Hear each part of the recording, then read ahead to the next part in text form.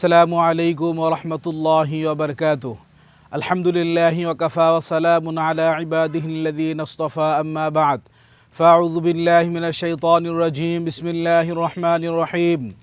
ইয়া আইয়ুহাল্লাযীনা আমানু কুতিবা আলাইকুমুস সিয়ামু কামা কুতিবা আলাল্লাযীনা মিন ক্বাবলিকুম লাআল্লাকুম তাত্তাকুন।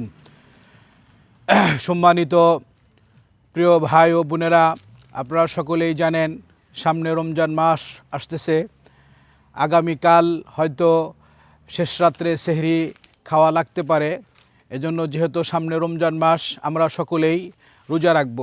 রোজার ব্যাপারে আল্লাহ রাব্বুল আলামিন কোরআনে কারীমের ভিতরে বলেছেন, ইয়া আইয়ুহাল্লাযীনা আমানু কুতিবা আলাইকুমুস সিয়ামু কামা কুতিবা আলাল্লাযীনা মিন ক্বাবলিকুম লাআল্লাকুম তাত্তাকুন।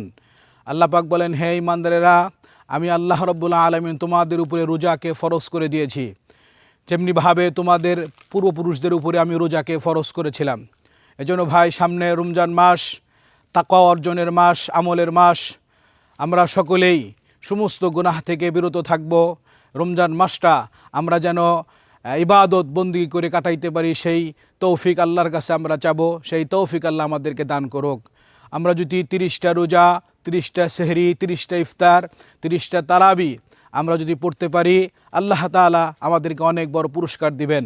বিশেষ করে আমি যারা মোবাইল ব্যবহার করেন তাদেরকে বলবো, মোবাইলের গুনাহ থেকে, চোখের গুনাহ থেকে আমরা সকলেই কমপক্ষে এই রমজান মাস আমরা বিরত থাকব। আল্লাহ তাআলা আমাদের সকলকেই সিয়াম সাধনা করার তৌফিক দান করুক, সকলকেই সুস্থতার সহিত রোজা রাখার, তারাবি পড়ার তৌফিক দান করুক।